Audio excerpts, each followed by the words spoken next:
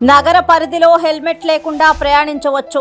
Sagar Kumar Jain petition పరిశీలించిన court ఇప్పుడు అన్ని రాష్ట్రాల్లో జరుగుతున్న హెల్మెట్ తనిఖీని కోర్టు తిరస్కరించింది. మున్సిపల్ కార్పొరేషన్ పరిధిలో డ్రైవర్కు హెల్మెట్ వాడకం తప్పనిసరి కాదు.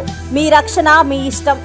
రాష్ట్ర రహదారి లేదా జిల్లా రహదారి హోదా పొందిన రహదారిపై హెల్మెట్ ధరించడం అయితే తప్పనిసరి.